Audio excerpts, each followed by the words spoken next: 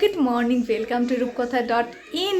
তো তোমরা দেখতেই পেলে যে আমি সকাল সকাল ওকে সাজাচ্ছিলাম। আসলে কি বলো তো, বাচ্চারার এই ছোটো ছোটো জিনিসগুলি না ওদের কাছে খুব ইম্পর্ট্যান্ট হয়। কারণ আমিও যখন ওদের এই যে ছিলাম, আমার কাছে এই মানে সাজগোজ করে স্কুলে যাওয়া কিংবা 26 জানুয়ারি এই দিনগুলো আমার কাছে প্রচণ্ড, আমি একবারও মিস করিনি। তো তখন বিভিন্ন রকমের স্বাদ ছিল, গ্রাম্যবধূ, পূজারিনী থেকে শুরু করে শকুন্তলা।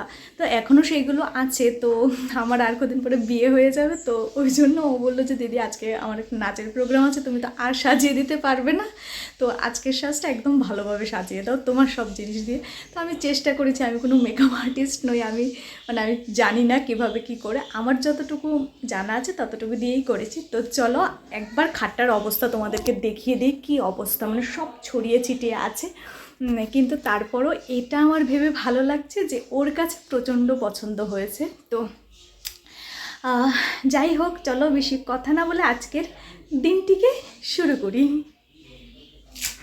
আর এইখানে একবার অবস্থাটা দেখো, মানে তোমাদেরকে বলেছিলাম যে দেখো মেকআপের থেকে শুরু করে হেয়ারের থেকে শুরু করে সব জিনিস আমার ছড়িয়ে ছিটিয়ে রয়েছে। আর এই যে বক্সটা দেখছো, এটা না আমি মিশো থেকে অর্ডার দিয়েছিলাম। আই থিঙ্ক তোমাদেরকে আমি শর্টসে দেখিয়েছিলাম। তো এখানে না 3টে থাক আছে, ছোট হলেও না বক্সটা খুবই ভালো, আর এটা ক্যারি করতে তো খুবই ভালো। তো বক্সটা নেওয়াতে আমার খুবই হেল্প হয়েছে। আর এইখানে দেখো মাসি এখানে সব মানে খুলে বসেছে, কি কি ঝাড় দিতে হবে, কি কি বার করতে হবে, কি জিনিস ফেলে দেওয়া হবে আর কি রেখে দেওয়া হবে। কারণ বিয়ের সময় না এগুলো সব জিনিস নাড়াচাড়া পড়বে, তো কোন জিনিসটা কোনখানে চলে যাবে পরে মা খুঁজেও পাবে না, আর তখন আমি থাকবো না গুছিয়ে দেওয়ার জন্য। আর এইখানে দেখো খুঁজতে খুঁজতে না আমার 12-13 বছর আগে বানানো দুটো পুতুল, এই যে আমার হাতে দেখছো ছোট, এই দুটো পেয়েছি। এই দেখো, একটা কাজ শেষ না হতে আরেকটা কাজ চলে এসেছে। তো আমার বোনের মেয়ে তানু আর মাসি এসেছে, ওরা যাবে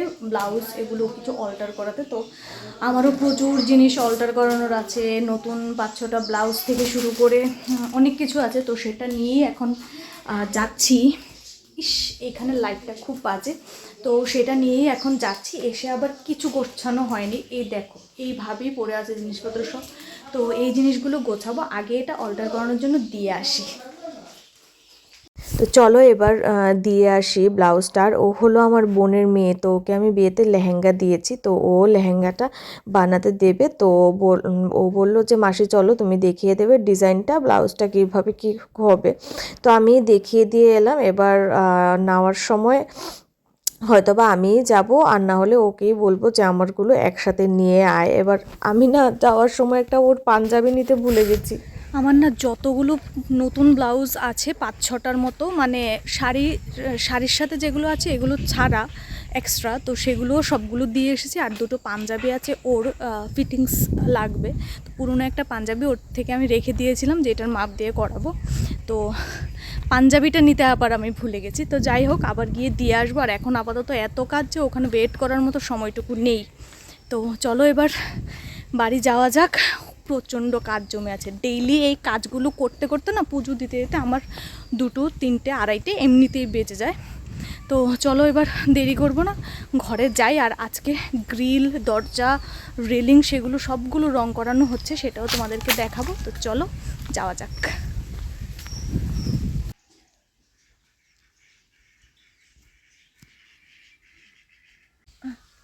তো দেখো এই জায়গাটাতে খাওয়ার মানে ডাইনিংটা হবে, তো ওই জন্য মাটি ফেলে এই জায়গাটা লেভেল ছিল না, তো সবটাই লেভেল করা হয়েছে। আর আমার পেছনে যে জায়গাটা দেখতে পাচ্ছ, এখানে রান্নাটা হবে, কারণ অনেক মানুষের এস্টিমেট, তো ওই জন্য রান্নার জায়গাটাও অনেকটাই বড় লাগবে। আর স্টোরটাও আমরা এইখানেই করব, যা যা মুদি খরচ আছে যাবতীয় জিনিসগুলো। তো এখন চলো ঘরে যাই, আর ওনারা কাজ করুক, এনাদেরকে একটু চা টিফিন করে দেবো। ঘরে যাই, ঘরে গিয়ে কাজগুলো সেরে তারপর স্নান করে পুজোও দিতে হবে। উফ, এত কাজ না, মানে বিয়েটা আসার পর মনে হচ্ছে মানে আনন্দর থেকেও না কাজ বেশি। আর যারা আমরা বাড়িতে থাকি তাদের জন্য তো মানে প্রচণ্ড কাজ। আর কি বলো তো, স্পেশালি মায়ের ছুটিটা এখনও আরম্ভ হয়নি, তাহলে একটু দুজন মিলে করা যেত। এখন তো আমি মাসি যতটা পারি করছি, আর মাসিকেও মানে বেশি আমি কাজ করাতে চাই না, তো যতটা পারি নিজেই করছি। মানে আমি আনন্দ কী করবো, আমি ভেবেছিলাম একটু ডান্স প্র্যাকটিস করব, সেটারও আমি কোনো টাইম পাচ্ছি না। তো যাই হোক, বক বক না করে এখন চলো ঘরে যাই।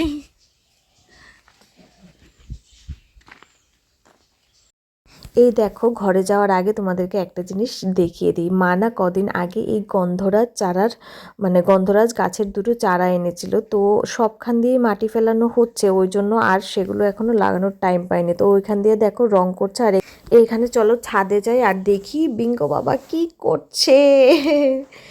এই তো বিঙ্গো, ওকে না আমি আজকে বেঁধে রেখেছি, কারণ ছাদের মধ্যে হাইডন যেহেতু পাখির ঘরটা করানো হবে, তো অনেক কিছু ফেলা আছে, ওই জন্য বেঁধে রেখেছি। তো ওর সাথে চলো একটু বসে ওকে আদর করে দিই। অনেকক্ষণ হয়েছে, ওকে না বেশিক্ষণ না দেখলে আমার ভালোও লাগে না। ও যেখানেই থাকে আমি কাচের মাঝখানে না একবার এসে ওকে দেখে যাব, একটু আদর করে যাব। আর দেখো একা থাকতে থাকতে এবার যেইমাত্র আমাকে দেখতে পেয়েছে ও কোলে ওঠার জন্য, আর দেখো ওকে না একবার কোলে নিলে ও এত আনন্দ পায়, মানে একদম ছোট বাচ্চা, 1 বছরও হয়নি, স্বাভাবিক ছোট বাচ্চাই। তো দেখো কোলে কিভাবে গুটিসুটি হয়ে বসে আছে। তো চলো ওকে নিয়ে বসে থাকলে হবে না, এবার নিচে যাই, নিচে গিয়ে স্নান করব, পুজো দেবো। আর আজকে তো মা লক্ষ্মীর পুজো।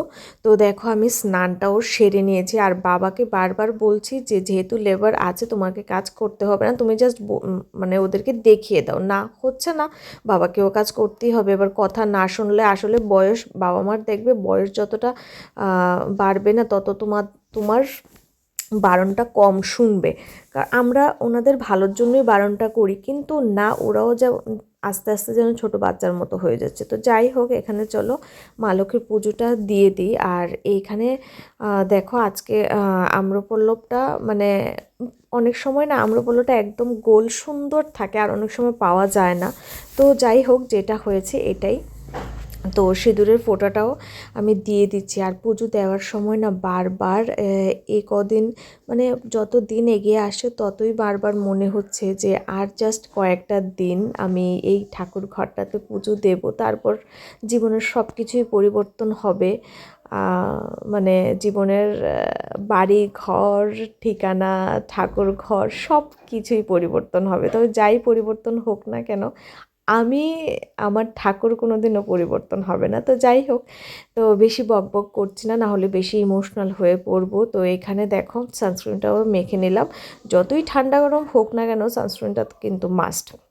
আর এইখানে দেখো মাছের ঝোল, এখানে আবার কাতল কালিয়া কালকে আমি আলাদা করে অনেকখানি রেখে দিয়েছিলাম। আর চলো এখন এবার এখানে শুটকি মাছও আছে, লাঞ্চটাও করে নিই। আর আজকে না বিঙ্গোকে নিয়ে ভ্যাকসিন দিতেও যাব, তো তার আগে চলো এবার লাঞ্চটা করে নিই। পুজো দেওয়া খাওয়া দাওয়া শেষ, এবার চলো উপরে গিয়ে ভাই পাখির ঘরটা বানানো হয়েছে, অর্ধেকটা কমপ্লিট হয়েছে, ও হয়তো সেটা ব্যবহার করছে। গিয়ে দেখি, এতক্ষণ না বাবা ওকে ডাকছে, ও কিছুতেই সাড়া দিচ্ছে না, আর বাবাও বকেই যাচ্ছে। তো এখন মা বললো ওনাকে উপরে, তো চলো দেখি কি করছে। ও বাও, আমাদের বাড়ির নতুন লেবার। এই পার ডে কত? পার ডে কত? হ্যাঁ, 1000। ইস,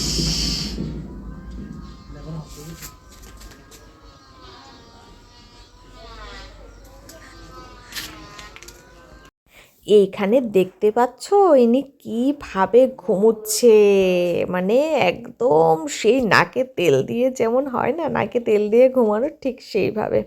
তো এখানে ভাইকে বললাম আমাকে একটু দে, আমি একটু রঙটা করে দিই। তো আমি করছিলাম, ও না আমার থেকে আবার নিয়ে নিয়েছে। ও বলছে তুই যেভাবে আস্তে আস্তে করছিস, তোর মতো করলে আমার 10 দিন লেগে যাবে সেটাকে কমপ্লিট করতে। তো যাই হোক, এবার চলো নিচে যাই, গিয়ে একটু রেস্ট নিই। খাওয়া দাওয়ার পর না একটু শুয়েছিলাম, আর উঠেই এখন রেডি হয়ে পড়ছি, বিঙ্গোকে নিয়ে একটু ডাক্তারখানায় যাব। আর আজকে ওর একটা ভ্যাকসিন আছে, সেটা আজকে দিলে কমপ্লিট হয়ে যাবে, তো সেটার জন্যই যাব। আর বাইরে না প্রচণ্ড ঠান্ডা, প্রচণ্ড ঠান্ডা, মানে কি বলবো, সোয়েটার ছাড়া অসম্ভব। আজকে আমি এটা পরছি। এটা না লাস্ট ইয়ার নিয়েছিলাম অফলাইনে, আর তখন এই কালারটা ভীষণ চলছিল। আমরা সবাই জানি কতটা অ্যাট্রাকটিভ ছিল এই কালারটা, এখনও আছে, তবে ওই সময় খুব নতুন নতুন ছিল। এই সবাই কেউ এটাকে টিল গ্রিন বলে, টিল গ্রিনও না, মানে বটম গ্রিন বলে, কেউ কেউ শ্যাওলা কালার বলে, কেউ গ্রিন কালার বলে, তো যে যেটাই বলে না কেন কালারটা কিন্তু ভীষণ ভালো। তো এটা আমি অফলাইনে নিয়েছিলাম, আর এটা আই থিঙ্ক আমি একবার পরেছিলাম, হ্যাঁ একবার আই থিঙ্ক ক্রিসমাসে পরেছিলাম। তো এটা এত ভালো দেখো, আমার ভীষণ ভালো লাগে, খুব পছন্দ করে নিয়েছিলাম এটা। আর এটার মধ্যে দেখো যেরকম বাটন আছে না, এরকম আবার সবটার মধ্যে ফুল চেইনও আছে, আবার পুরোটার মধ্যেই বাটন আছে। তো চলো এবার বেশি কথা না বলে একদম রেডি হয়ে তারপর সন্ধ্যাটা দিতে যাব, তারপর বেরিয়ে পড়বো।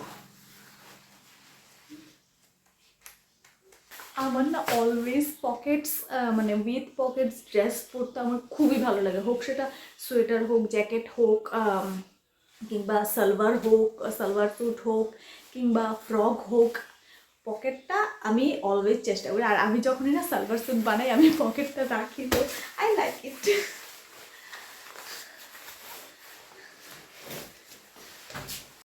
না রে ভাই, উল্টা আমাদের খাইতে দিতেছিস না তুই, বুঝলি সেটা বিঙ্গো তুই যা তুই যা। আমি আর ভাই না বিঙ্গোকে গাড়ি দিয়ে কোথাও নেওয়ার সময় আমাদের প্রচণ্ড টেনশন হয়, কারণ ও গাড়িতে বসলে না ওর শরীর অনবরত কাঁপতে থাকে, ও হয়তো ভয় পায়, মানে অনেক গুটিসুটি হয়ে বসে থাকে। এই দেখো আমার কোলে কিভাবে বসে আছে। আর অনেক সময় না এরকম হয় যে ওর মানে গাড়িতে উঠলেই ওর মুখ দিয়ে হঠাৎ করে লালা বেরিয়ে যায়, হয়তো বা এটা ওর ভয় কাজ করে কি না বুঝতে পারে না, হয়তো বা বয়সটা খুব কম বলে এরকমটা হয়। আর উনি দেখো এসেই না এখানে একজন সঙ্গীকে পেয়ে গেছেন, বান্ধবীকে পেয়ে গেছেন, আর ওর বয়স না 3.5 বছর। আমি জিজ্ঞাসা করে যেটা জানতে পেরেছি। আর ওর চোখে না আজকে একটা দেশি কুকুর নাকি কামড়ে দিয়েছে, তো দেখেও খুব খারাপ লাগছে, চোখটা প্রচণ্ড লাল হয়ে আছে। তো তোমাদের সঙ্গে আমি সেটা আর শেয়ার করিনি, সব কিছু তো আর ভিডিওতে নেওয়া যায় না, আর নেওয়াটা উচিত না। তো যাই হোক, আর এইখানে দেখো ডক্টরও চলে এসেছে। তো ডক্টর ওকে আগে হাত বুলিয়ে দিচ্ছে, কারণ আজকে তো ভ্যাকসিন পড়বে, ও যেন মানে খুব বেশি দুষ্টুমি না করে, নড়াচড়া না করে, কারণ ভ্যাকসিনের সময় নড়াচড়া করলে না ব্যথাটা আরও বেশি হবে। তো ওই জন্য তো যেদিনই ওকে ভ্যাকসিন দেওয়া হয় না আমার প্রচণ্ড কষ্ট হয়। আর ভ্যাকসিন দেওয়ার পর না ওর মানে খাওয়া দাওয়া এতটা কম করে মানে কি বলবো। আর আজকে তো ওর একটা না দুটো ভ্যাকসিন পড়বে। দুটো ভ্যাকসিন আমি কেন বলছি, একটা তো ওর যেটা মানে তোমার যেটা নর্মালি চলে সেটা আজকে কমপ্লিট হয়ে যাবে, আর আরেকটা ভ্যাকসিন যেটা এখন পড়ছে সেটা ওর স্কিনের একটা প্রবলেম হয়েছে, ওটার জন্য দিল। তো ও দেখো মানে ভ্যাকসিনটা ওকে যখনই ডক্টর কাছে নিয়ে আসে না কেন, ও গাড়িতে ওঠার আগেই বুঝে যায় যে ওকে ভ্যাকসিন দেওয়া হবে। ভ্যাকসিনটা নিয়ে আসাতে ও এতটা চুপচাপ হয়ে বসে আছে, আর আমি না ভুলে ওর ব্ল্যাঙ্কেটটাও আনিনি, সোয়েটারটাও আনিনি, ওই জন্য মানে ওর ঠান্ডা লাগছে। আর তারপরেও ভ্যাকসিনের একটা ব্যথা তো আছেই, আমরাই অনেক সময় ব্যথা সহ্য করতে পারি না, আর ও তো যাই হোক, আর ও তো এত ছোট, মাত্র মানে 6 মাস। তো যাই হোক, এখন ওকে নিয়ে বাড়ি যাবো, আর বাড়ি যাওয়ার আগে ভাবছি কিছু একটা খাবো, আই থিঙ্ক খাবো, আর না হলে নিয়ে যাব। তো চলো দেখি কি করি, কিন্তু খিদে তো পেয়েছে। কি বাবা দেখো এইখানে ভাই বিরিয়ানিও নিয়ে এসেছে, অনেক দিন পরে আজকে খাবো বিরিয়ানি। তো এটা ভাই না ওর একটা ওষুধ নিতে ভুলে গেছে, তো সেটার জন্য আবার এসেছে। তো আমরা অনেকটাই চলে গেছিলাম। তো যাই হোক, ঘড়িতে প্রায় 7:30 নাগাদ বাজে, তো যাব। আর তোমরা তো দেখেছো খাবারটা নিয়ে নিয়েছি, কারণ এখানে পিঙ্গোকে গাড়িতে রেখে রেস্টুরেন্টে গিয়ে খাওয়া যাবে না, ও একা বসে থাকবে না। তো এই জন্য তো চলো বাড়ি যাওয়া যাক, আর বাড়ি গিয়ে তারপর খাবারটা খাচ্ছি। বিঙ্গো একে তো ঠিক করে গাড়িতে বসতে পারে না, আর ও না মানে উনি সাইডেও দেখবে আবার গাড়িতেও বসে থাকবে। তো এই করতে করতে দেখো বাড়ি চলে এলাম, আর ও ভাইয়ের কোলটা একবার পেলে ও আর মানে ওর আর কিছু চাই না। ও ভাইকে এতটা ভালোবাসে, আর স্বাভাবিক ভাই তো ওকে নিয়ে এসেছে।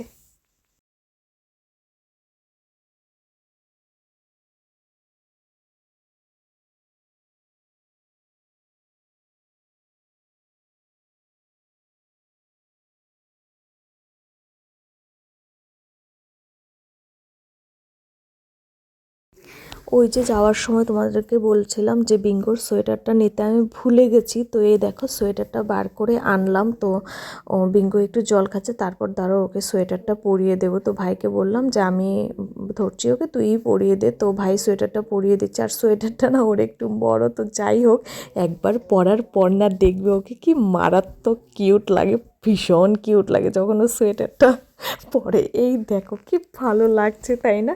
এবার সোয়েটারটা না একটু বড়, তো আমি পেছন দিকে সবসময় একটু ক্লিপ করে দিই সোয়েটারটাকে। আর এই দেখো মানে একদম জ্যাকেটের মতো, অ্যাজ লাইক স্পাইডারম্যান মনে হচ্ছে, ওকে এক্ষুনি উড়ে যাবে।